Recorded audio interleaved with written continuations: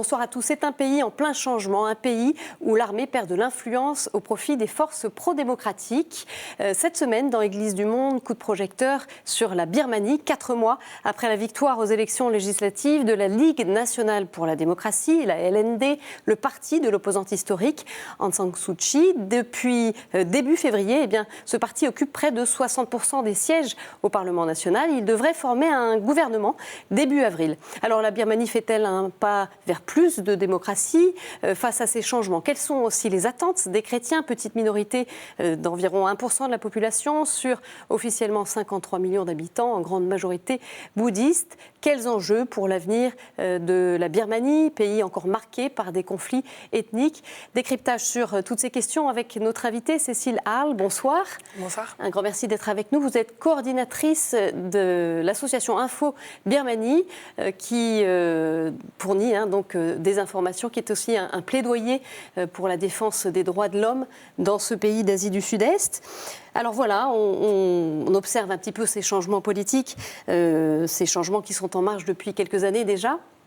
2011, cette ouverture, cette libéralisation, ces élections de novembre dernier. Est-ce que c'est le sens de la marche? Est-ce que la Birmanie avance vers plus de démocratie, selon vous? Alors effectivement, il y a une vraie liberté qui avance, un vrai air de liberté finalement. En 2011 déjà, il y avait eu des réformes démocratiques assez conséquentes, avec la libération massive de prisonniers politiques, plus des libertés données aux associations, aux activistes, etc. Et c'est vrai que ces élections en 2015 se sont extrêmement bien passées. Donc il y a vraiment, ça avance dans le bon sens. Par contre, on ne peut pas non plus dire qu'on sort de l'ère de domination militaire, puisque les militaires et l'armée birmane continuent d'avoir la main mise sur l'économie et la politique du pays. En fait, ils ont préparé la constitution de 2008 en vue justement de cette sortie de dictature et de l'organisation de ces élections. Tout était quelque part un peu préparé depuis un certain temps. Et cette constitution leur permet d'avoir encore 25% des sièges au Parlement. D'accord, de manière automatique. Voilà, c'est des sièges qui sont vraiment affectés, qui ne sont pas ouverts au vote. Voilà. Donc ce n'est pas des personnes qui ont été élues, comme les membres du parti de l'opposition d'Aung San Suu Kyi en novembre. Mais aussi d'avoir un veto sur le changement de la Constitution, qui est à l'origine en fait, d'un grand nombre de violations des droits de l'homme, donc contre les minorités ethniques, mais également contre les paysans, etc. D'accord. Et puis surtout, ces militaires ont la possibilité à tout moment de déclarer l'état d'urgence et finalement de récupérer le contrôle du pays. Et puis toutes les administrations sont infiltrées d'anciens militaires, tous les fonctionnaires, c'est des postes aussi d'anciens de la junte. Donc finalement, ils sont encore très présents au niveau politique. Et pour le gouvernement de la NLD, donc, qui va prendre ses fonctions en avril, ça va être assez compliqué. Il va vraiment falloir composer avec ces militaires, s'accorder, faire des compromis et essayer de les influencer pour avancer vers vraiment de réelles réformes et espérer une transition qui soit réellement démocratique, ce qui n'est pas encore le cas. Ce n'est pas encore le cas. Le président devait être désigné le 17 mars et puis on a appris qu'en fait ça surviendrait le 10 mars. Racontez-nous un petit peu qu'est-ce qui s'est passé, qu'est-ce qui est en jeu. On a appris hier, justement, par le porte-parole du Parlement, qui est un parlementaire de la NLD, que finalement, la date de désignation du président serait le 10 mars. Alors, il y a plusieurs interprétations qui peuvent être données à cette annonce. Soit Aung San Suu Kyi n'a pas réussi à convaincre l'armée de suspendre l'article 59F de la Constitution qui l'empêche de devenir présidente. D'accord, parce qu'elle était un peu perçue comme potentiellement la future présidente. Tout le monde souhaite qu'elle soit présidente, enfin le peuple, la communauté internationale, elle a cette légitimité, cette crédibilité de tous, sauf de l'armée birmane, qui a reconnu sa victoire, mais qui souhaiterait qu'elle se tienne quand même loin de ce poste-là, qui est quand même un poste important, même si le chef des armées est plus puissant quelque part. D'accord. Voilà. Il se base un petit peu sur cette idée de dire que Aung San Suu Kyi a des enfants anglais et que ça serait laisser le contrôle à l'Empire britannique de nouveau sur la Birmanie. D'accord. Voilà. Ça, donc il s'appuie un peu là-dessus, c'est pour ça que cette clause a été intégrée à la Constitution. Il y a même des manifestations qui ont eu lieu d'ailleurs ce week-end d'opposants à l'amendement de la Constitution sur cet article-là, qui disent mais non, mais nous on veut maintenir cet article-là pour justement pas que la Birmanie soit aux mains d'étrangers qui ne gouverneront pas le pays dans notre sens en tout cas. Donc ça pourrait laisser présager le fait que ce calendrier bouge là, que finalement cet article ne puisse pas être modifié et donc Aung San Suu Kyi soit écartée de la présidence. Soit elle n'a pas réussi à le modifier, enfin en tout cas à négocier avec les militaires pour suspendre cet article, ce qui était assez compliqué quand même légalement. Et du coup, elle s'est dit, bon, ça me laissera plus de temps pour former mon gouvernement. En tout cas, c'est ce qui a été dit un petit peu de façon non officielle. Soit au contraire, ils ont obtenu un arrangement et donc l'article sera suspendu, ce qui m'étonnerait tout de même. À mon avis, c'est surtout pour se donner plus de temps et former ce gouvernement, qui est censé être un gouvernement de réconciliation nationale. En tout cas, c'est ce que la NLD a déclaré. Et inclusif. Voilà, c'est ça, qui intègre les minorités ethniques, qui vont représenter au Parlement que 6% des sièges, alors que les minorités ethniques représentent 40% de la population, et qui intègre aussi les anciens du gouvernement de Thein Sein, pour avancer, le président actuel, pour avancer sur cette réconciliation nationale sans pointer du doigt ces héritiers de la junte militaire, mais en essayant de travailler avec eux, parce que de toute façon, encore une fois, il va falloir composer avec eux. D'accord. En tout cas, face à ces changements, les attentes, on évoquait les minorités, et notamment de la minorité chrétienne de Birmanie, eh bien, ces attentes, elles sont très fortes. On imagine, après un demi-siècle de domination militaire. Et Rémi Favre, journaliste basé à Rangoon, est allé à la rencontre de militants des droits de l'homme chrétiens et de chrétiens qui ont souffert sous l'ancienne dictature. On regarde son reportage. C'est un immense espoir pour Konja, cette catholique militante pour la paix et les droits de l'homme, l'espoir que les choses changent en Birmanie grâce à l'arrivée au pouvoir de la Ligue nationale pour la démocratie, le parti d'Aung San Suu Kyi. La première chose que nous aimerions que le nouveau gouvernement fasse, c'est de libérer tous les prisonniers politiques et tous les militants qui attendent leur procès, sans condition. Tous ces gens doivent être libres, cela est notre première priorité. La seconde, c'est d'autoriser les gens à s'impliquer dans le processus de paix. Mais la Ligue nationale pour la démocratie, la LND, n'a pas dévoilé précisément ses intentions. Nous nous demandons si la LND va considérer les ONG comme ses ennemis, comme des opposants. Cela est très inquiétant. Pour le moment, la LND ne parle pas aux militants pour la paix. Ce chrétien de confession baptiste, Sotatu, a été emprisonné 8 ans. Motif, il avait des relations avec un groupe armé chrétien à la fin des années 90. Malgré l'arrivée de la LND au pouvoir, il se méfie, car l'armée disposera toujours de 3 ministères clés dans le prochain gouvernement. Je crois que l'armée ne va pas autoriser la libération des prisonniers politiques, car l'armée a les armes et le peuple n'en a pas. L'armée a toujours fait ce qu'elle voulait dans le passé et elle peut à nouveau se comporter de cette manière si elle le souhaite. Nous ne pouvons rien faire contre elle. Son ami Sonyang est anglican, lui a été emprisonné 14 ans pour la même raison. Si je n'avais pas lu la Bible en prison, je n'aurais pas survécu. J'ai perdu ma femme pendant que j'étais en prison, j'ai tout perdu. J'ai pu sortir vivant grâce à la force spirituelle que m'a donnée la Bible et grâce à ma foi. Aujourd'hui, sa petite communauté doit se réunir pour prier dans ses locaux dans une banlieue nord de Rangoon. L'intérieur ressemble à une église, l'extérieur à une maison comme une autre sans distinction particulière car cette communauté n'a pas obtenu l'autorisation de construire une église. Notre communauté regroupe des gens de différentes ethnies.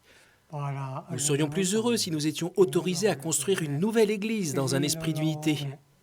Il y a beaucoup de passages ici, c'est un endroit très fréquenté.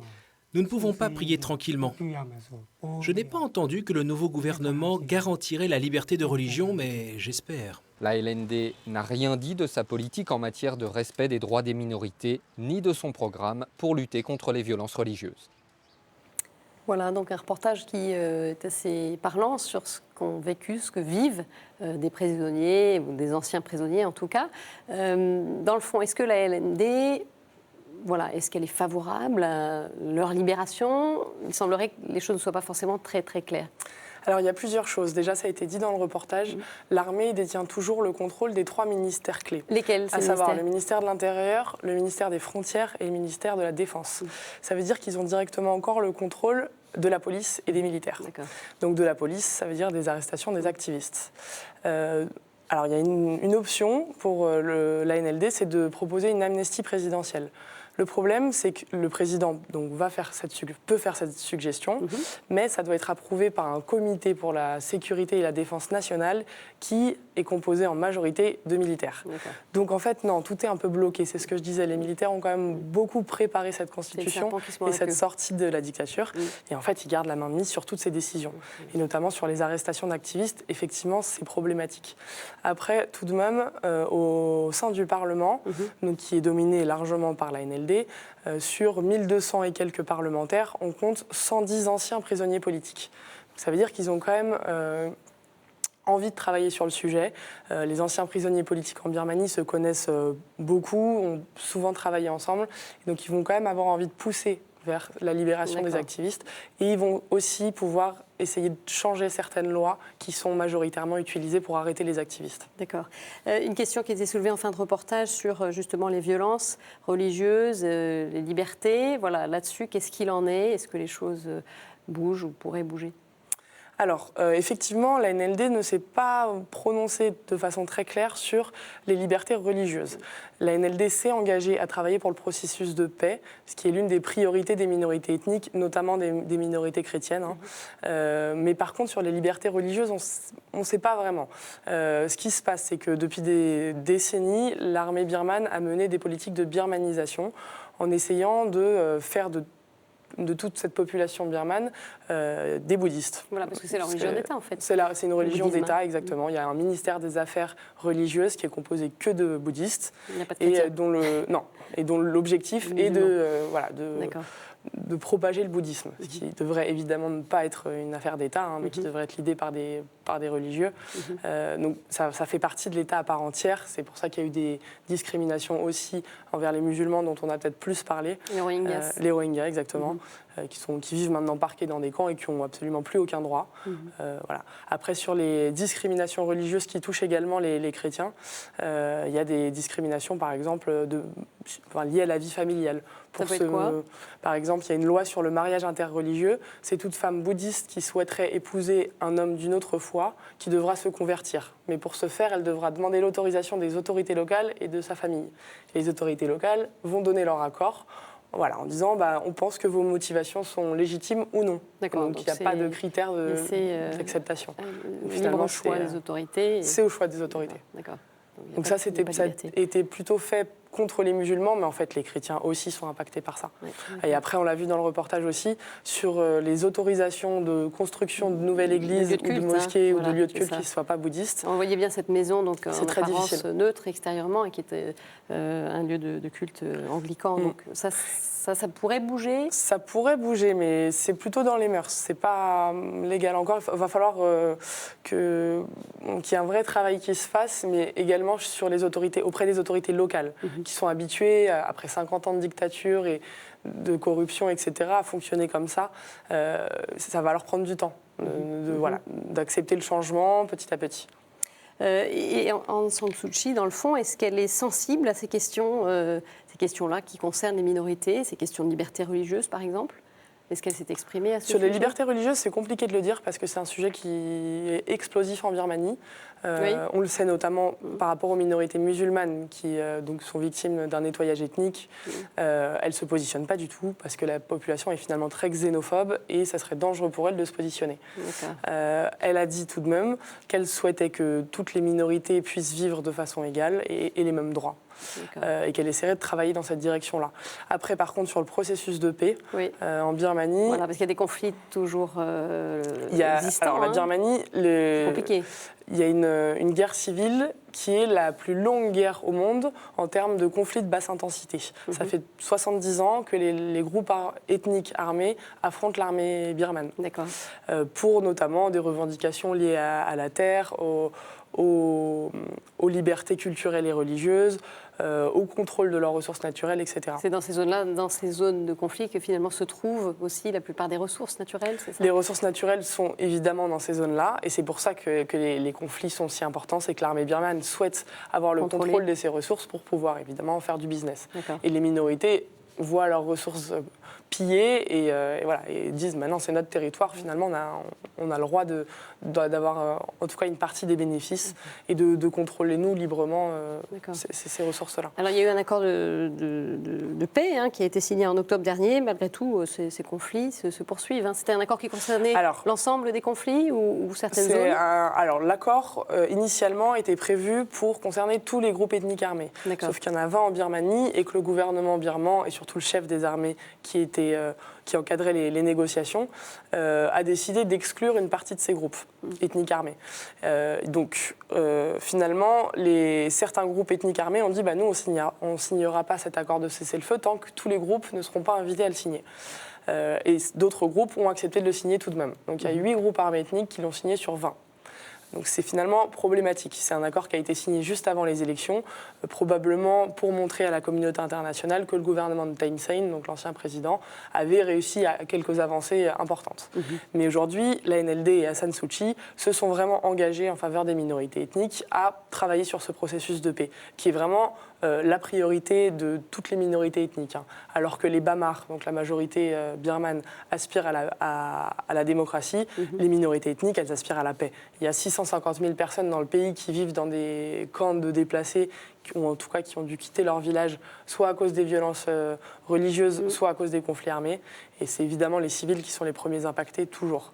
Donc le viol est encore utilisé comme arme de guerre, il y a des mines antipersonnelles, les enfants soldats, le travail forcé dans ces zones-là, etc. Donc ça, voilà, c'est absolument pas terminé. Là, ces 2 dernières semaines, il y a encore un nouveau conflit, par exemple, qui s'est intensifié. Dans le nord de l'État Shan, où vivent des chrétiens. Et il y a 5000 nouvelles personnes en 2 semaines qui ont été contraintes de quitter leur maison. Voilà. À quelles conditions, finalement, la paix pourrait se produire ? Est-ce que, d'abord, on l'imagine un jour, cette paix, dans un avenir proche, ou pas ? Et est-ce que c'est la clé pour que ce pays, justement, évolue vers la démocratie ?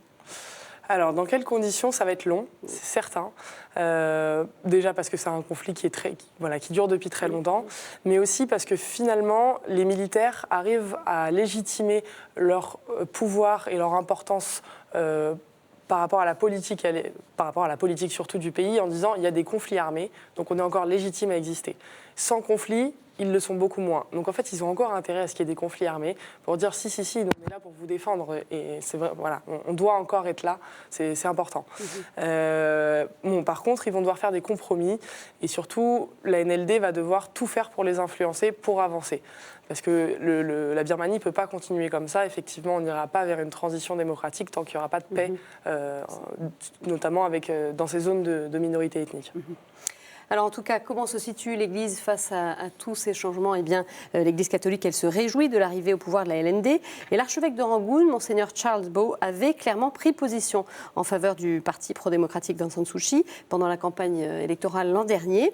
Tout début février, 40 à 50 hommes et femmes politiques chrétiens sont entrés au Parlement national, la plupart sous les couleurs de la LND. L'Église catholique espère profiter de ce changement de majorité pour faire valoir ses revendications. Elle souhaite relancer ses programmes éducatifs après près d'un demi-siècle de dictature militaire. L'Église de Birmanie a par ailleurs des ambitions diplomatiques. Rémi Favre a interviewé dans le jardin de l'archevêché Monseigneur Bow, qui est l'archevêque de Rangoon, qui a été créé cardinal par le pape François en début d'année dernière. On écoute Monseigneur Bow. We'll like to have especially the schools, all the nationalized schools will be returned back, and we'll have a free program for the education in the country. I estimate maybe about the whole country that belong to the Catholic Church, maybe about 50, 60 schools, the high schools and all that. That's say 1 or 2 years ago, they say that the church cannot open any private school. But now, so officially not yet, but in the name of some individual people, we are allowed to open some private schools and in a small scale like that. Yeah. Last December 27th, on Aung San Suu Kyi's mother's anniversary of her death, so I was invited with some other religious people there for the prayer service. And when I was talking to her, I just mentioned on one point regarding the church, and we would like to make just diplomatic with Vatican the Vatican. She says she's very interested in that, and she said that she had met in the last year the Pope Francis, and she admires him, and so although she said maybe since it is December, the changes are still to take place, but she said that she will keep that in mind once everything is stabilized here in the situation. So we are hoping that as soon as it is okay, we'll have a diplomatic relation with the Holy See and Myanmar. Voilà, le cardinal Bo, qui est une figure écoutée en Birmanie. C'est une figure emblématique en Birmanie, en effet, mais surtout auprès des activistes et des défenseurs des droits de l'homme. Je doute qu'il soit très connu dans les campagnes, parce que de toute façon, en Birmanie, l'information circule surtout dans les grandes villes. Mais effectivement, c'est quelqu'un d'écouté et de très respecté, notamment parce qu'il défend en tout cas les minorités persécutées, pas seulement les minorités chrétiennes, également les minorités musulmanes. Et du coup, il y a peu de personnes qui s'étaient vraiment positionnées en faveur de ces minorités-là. Et surtout, c'est quelqu'un qui est assez diplomatique, qui arrive à dénoncer et à donner son point de vue sans être agressif. D'accord, voilà. Donc ça fonctionne. Il fonctionne bien. Le cardinal évoquait la question des écoles, puisque les écoles ont été nationalisées avec la junte, les écoles catholiques. Un mot sur ce système éducatif en Birmanie, aujourd'hui, il en est où ? Alors le système éducatif, c'est une catastrophe. Il paye les 50 années de dictature où on a développé juste un système de mémorisation. Donc les enfants doivent réciter par cœur des textes et on n'essaye pas du tout de développer le sens critique. Et c'est du coup les pagodes bouddhistes qui prennent le relais, les moines, et avant les églises. Sauf que les églises, on a réquisitionné leurs bâtiments religieux. Et, même si de manière un peu officieuse. De façon informelle, elles arrivaient tout de même à donner un petit peu d'enseignement, notamment dans les régions les plus reculées, mais pas de façon officielle. Et justement, c'est là où elles aimeraient que le changement intervienne. Ça limite évidemment leur marge. Il faudrait que ce soit possible aujourd'hui.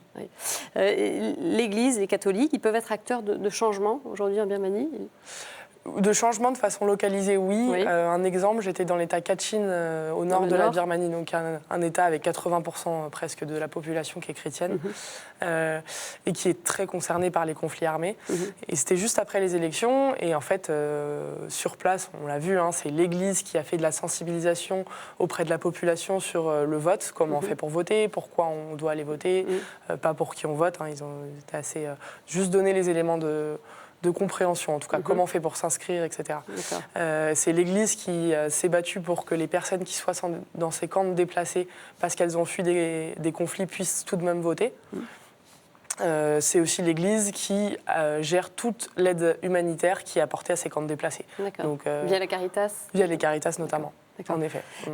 On entendait aussi le cardinal Bo qui espérait établir des relations diplomatiques entre le Saint-Siège et la Birmanie, puisqu'à ce jour, il y a simplement un délégué apostolique qui est en résidence à Bangkok, donc c'est-à-dire qu'il n'est pas accrédité auprès des autorités gouvernementales. Ce serait important, ce serait significatif, ça, que ces relations s'établissent un jour ? Pour la communauté chrétienne birmane, ça serait très important, oui. Ça le rattacherait, ça le rapprocherait. Ça lui donnerait l'impression, en tout cas, que les choses avancent et que c'est plus une minorité...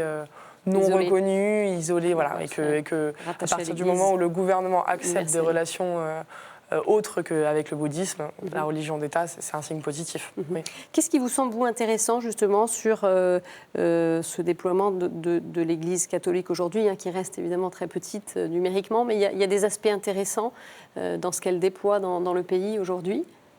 C'est intéressant parce que surtout l'Église est très implantée dans les zones de minorités ethniques. Et ça permet de faire le relais d'énormément d'initiatives. Dans les campagnes, il n'y a pas beaucoup d'accès à l'information. Et donc toutes les initiatives mises en place émanent des différentes églises et des groupes locaux qui D'accord, des catholiques, mais pas seulement. Oui, des baptistes aussi, beaucoup. Des baptistes aussi. Et pour vous, ce serait quoi le défi pour l'avenir de la place des chrétiens en Birmanie ? Est-ce que... moi, je pense que le problème principal des chrétiens, c'est la paix. C'est vraiment la paix.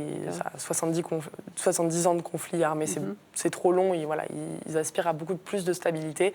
Et ensuite, effectivement, les libertés religieuses et culturelles. Pouvoir apprendre sa langue à l'école, sa langue vraiment parce qu'il y a énormément de langues différentes, mais pour l'instant, il n'y a que le bamar qui est enseigné la plupart du temps. D'accord. Et donc voilà, tous ces caractères culturels qu'ils sont en train de perdre parce que justement, il y a une tentative de birmanisation. Il faudrait au contraire pouvoir préserver les identités culturelles, ethniques. Exactement, c'est ce pourquoi ils se battent en tout cas. D'accord. Merci beaucoup Cécile Arle. On va suivre bien sûr avec attention ce qui va se passer dans les prochains jours concernant la Birmanie et donc la désignation du ou de la future présidente, nous verrons.